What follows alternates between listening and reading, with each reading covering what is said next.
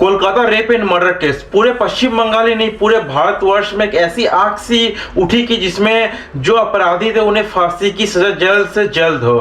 पर पश्चिम बंगाल में आज से ठीक 20 से 30 साल पहले कि ऐसा ही रेप केस ऐसा ही वारदात हुआ था जिसमें फांसी की सजा पर ही सवाल खड़े हो उठे थे। जी हाँ, आज हम बात करेंगे इस वीडियो में साल 2004 में धनंजय चटर्जी को 14 साल पुराने रेप केस में फांसी की सजा हुई थी। 21वीं सदी में भारत में पहली बार फांसी की सजा हुई थी, ये पहला मामला था। इस केस के बाद ऐसे कुछ पहलू सामने आए थे जिसके बाद फांसी की सजा को लेकर नए सिरे से बहस खड़ी हुई थी। 14 अगस्त 2004 की सुबह कोलकाता की एक जेल में कैदी को फांसी दी जाने की सूचना दी जाती है, जिसका नाम धनंजय चटर्जी है। वो अपने बेगुनाह होने का दावा करता है और अपनी गरीबी को ही अपनी सजा का कारण मानता है। उसे फांसी के फंदे के लिए तैयार किया जाता है, जबकि वह बार बार अपनी बेगुनाही की दुहाई लगाता है। जेल के एक अधिकारी उसकी स्थिति को अनुशंसा करते हैं और उसे फांसी की प्रक्रिया के लिए पूरी तरह से तैयार करते हैं। फांसी देने के बाद डॉक्टर उसके बॉडी को चेकअप करते हैं और उसे डॉक्टर मृत घोषित करते हैं। फांसी देने के बाद जब उसके बॉडी को उसके परिवार को सौंप देने की बात होती है तो उनकी पत्नी और उनके धनंजय चटर्जी के माता पिता कहते हैं, अगर आप मेरे पति को जीवित अवस्था में दे सकते हो तभी आप इस बॉडी को, धनंजय चटर्जी के बॉडी को मेरे घर में रखिए, नहीं तो इस बॉडी को ले जाइए। फिर धनंजय चटर्जी के बॉडी को एक लावारिस लाश की तरह दाह संस्कार किया जाता है। यह विषय पूरे के पूरे पश्चिम बंगाल में एक चर्चा का विषय बन चुका था 2004 को। वह लोकतांत्रिक न्याय की प्रणाली पर सवाल उठाती है। लोग यह जानकर दुखी होते हैं कि क्या वास्तव में धनंजय चटर्जी बेगुनाह था, क्या एक बेगुनाह को फांसी दी गई है। नमस्कार, मैं शुभम। आज बात करूंगा धनंजय चटर्जी और हेतल पारेख रेप केस के बारे में। बात है 1990 की। कोलकाता के भवानीपुर इलाके के आनंद अपार्टमेंट में एक परिवार रहता था जिसमें नागरदास पारेख और यशोतीबेन पारेख के 2 बच्चे थे। लड़की का नाम हेतल पारेख और लड़के का नाम भावेश पारेख था। नगरदास पारेख गुजरात के एक व्यवसायी थे जो कोलकाता में बसे थे और यहाँ अपने सोने और जेवर के धंधा चलाते थे। बेटी हेतल पास की एक स्कूल में वेल्डेंट गोल्डस्मिथ नाम के स्कूल में पढ़ाई करती थी।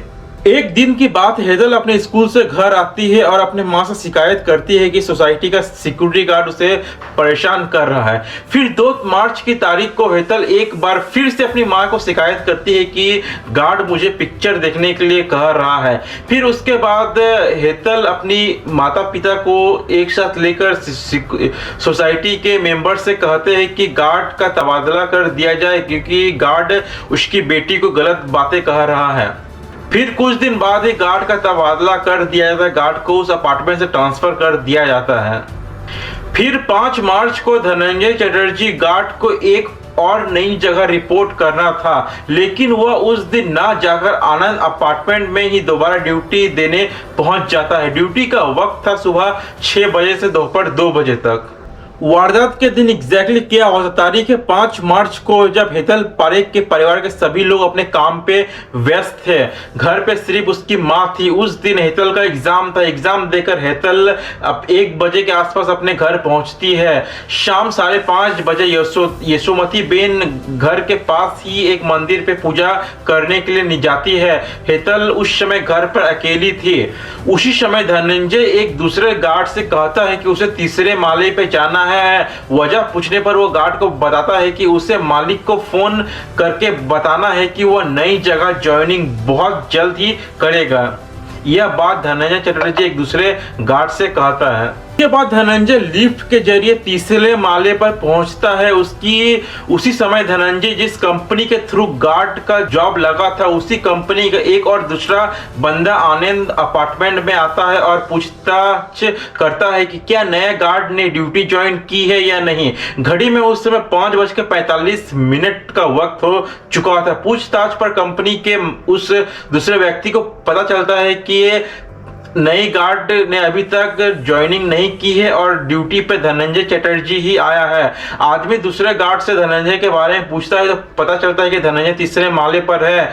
इसके बाद दूसरा गार्ड धनंजय को आवाज लगाता है तीसरे माले से ही। फिर धनंजय चटर्जी तीसरे माले से ही नीचे झांक कर जवाब देता है कि मैं नीचे आ रहा हूं।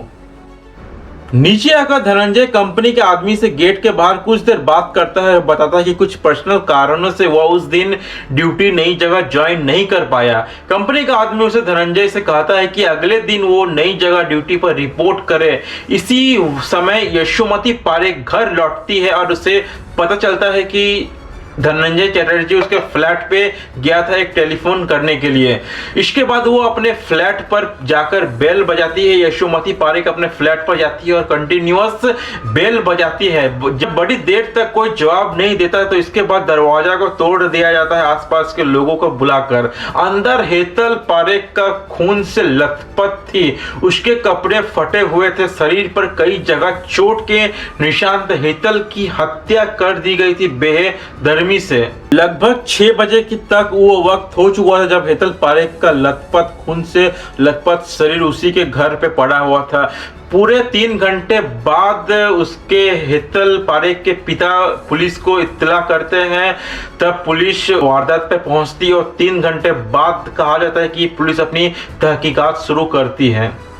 पुलिस को वारदात के कुछ देर बाद ही शक हो जाता है और शुरुआती पूछताछ से ही पुलिस को धनंजय पर बहुत ही गहरा शक हो जाता है। लेकिन अगले 7 दिन तक कंटिन्यू धनंजय फरार रहता है और पुलिस के ऊपर धनंजय का शक और गहरा हो जाता है।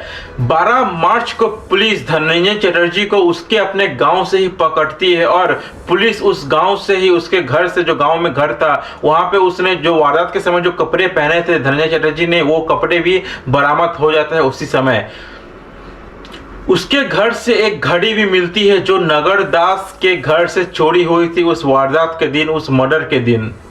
पूछताछ में धनंजय चटर्जी बताता है कि वह बेगुनाह है। जी हाँ, शुरू से ही 12 मार्च से ही ये धनंजय चटर्जी बता रहा था कि वो बेगुनाह है, उसे फंसाया जा रहा है। और 5 मार्च को अपने छोटे भाई के जनेऊ संस्कार के कारण वो अपने गांव आया हुआ था। वो रीजन बताता है पुलिस को। फिर कुछ दिन बाद केस कोर्ट में पहुंचता है। हत्या का कोई चश्मदीद गवाह नहीं था और जो सुराग थे वो भी परिस्थितिजनक में थे। ऐसे मामलों में मोटिव तय करना बहुत ही आवश्यक होता है। सरकारी वकील ने दलील दी कि चूंकि विक्टिम यानी हेतल के पिता ने धनंजय की शिकायत उसके तबादला करा दिया था, इसी वजह से धनंजय बदला लेने के इरादे से पहले तो हेतल का रेप करता है, फिर उसकी हत्या करता है। कई गवाहों ने इस बात की तशकीद की है कि अभियुक्त हत्या के वक्त बिल्डिंग में मौजूद था। सबूत के तौर पर एक पीला बटन पेश किया जाता है जो पुलिस के घटना स्थल से मिलता था। पुलिस के अनुसार धनंजय ने उस दिन पीले रंग की शर्ट पहनी थी जो पुलिस को बाद में उसी के गांव से, उसी के घर से बरामद होती है। इसके अलावा उसे घड़ी भी पेश की जाती है जो धनंजय के पास से बरामद होती है, जो कि हेतल पारेख के पिता की होती है, जो उस समय चोरी हो गई थी। सारे गवाह और बयानात के आधार पर कोर्ट ने धनंजय चटर्जी को फांसी की सजा सुनाई, जिससे पहले हाई कोर्ट के बाद सुप्रीम कोर्ट ने भी उस फैसले को बरकरार रखा। 14 साल जेल में बिताने के बाद 2004 में फांसी की सजा देने की बात तय हुई। 25 जून 2004 को फांसी का दिन मुकर्रर किया गया था, लेकिन आज के दिन ही यानी 24 जून को राष्ट्रपति एपीजे अब्दुल कलाम के पास धनंजय चटर्जी की माफी अपील पहुंचती है और उसे फांसी देने की अपील की जाती है। फिर राष्ट्रपति भी उसके फाइल को कैंसिल कर देते हैं, उसके फांसी को सजा को मुकर्रर रखते हैं। अगले दिन ही धनंजय चटर्जी का फांसी के समर्थन में आवाज उठने लगी। तब तक बंगाल के मुख्यमंत्री बुद्धदेव भट्टाचार्य की पत्नी मीरा भट्टाचार्य ने भी फांसी के समर्थन में कैंपेन चलाया था।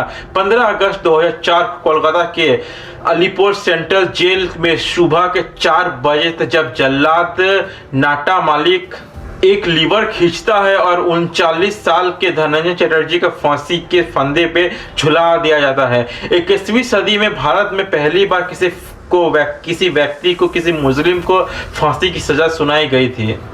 फिर कुछ दिन बाद ही हेतल पारेख का पूरा परिवार कोलकाता से शिफ्ट हो जाता है, अपना पूरा परिवार वापस गुजरात में वो चले जाते हैं। लेकिन एक और कहानी थी जिसके नजर कुछ साल बाद पड़ती। वो कहानी यह थी कि धनंजय चटर्जी को फांसी के फंदे पर चढ़ाने वक्त धनंजय यह कहता रहा कि वो निर्दोष है, उसने कभी अपना जुर्म कबूल नहीं किया। दूसरी कहानी कई साल बाद सामने आई जब Indian statistics institute of Kolkata के द स्कॉलर ने इस केस को एनालिसिस किया और कुछ बहुत ही ऐसे तथ्य सामने आए जो कि बहुत हैरान कर देने वाले थे। हेतल पारेख की हत्या के मामले में कई सवाल के उत्तर नहीं मिल पाए। पोस्टमार्टम और फोरेंसिक रिपोर्ट के संकेत दिए कि धनंजय पर लगाए आरोप संदिग्ध थे। घटनास्थल पर ना तो उसके कपड़े के खून था, ना ही अंगुलियों के निशान मिले। गवाहों के बयान भी मेल नहीं खा रहे थे और हत्या के लिए मात्र 20 मिनट का समय भी पर्याप्त नहीं था। डीएनए टेस्ट नहीं हुआ था और मर्डर वेपन भी पेश नहीं किया गया था कोर्ट रूम के सामने में। और न्याय प्रक्रिया में भी बहुत लापरवाही दिखाई गई थी, जिससे यह सवाल खड़ा होता है कि क्या धनंजय चटर्जी वास्तव में निर्दोष था? क्या उसे एक झूठे केस में फंसाया जा रहा है? यह मामला न्याय प्रक्रिया पर बहुत ही सवाल उठाता है। धनंजय चटर्जी पर एक पूरा का पूरा एक मूवी भी बना हुआ, आप इस मूवी को भी देख सकते हो। ये रहा मूवी का नाम। तो इस वीडियो को बस यहीं पे एंड कर रहे हैं। अगर आपको हमारा ये स्टोरी पसंद आए तो प्लीज इस वीडियो को छोटा सा लाइक और चैनल पे नए चैनल सब्सक्राइब जरूर करिएगा। तो आपसे मिलते हैं बहुत जल्द एक नए वीडियो में नई स्टोरी। तब तक के लिए धन्यवाद, अपना ख्याल रखें।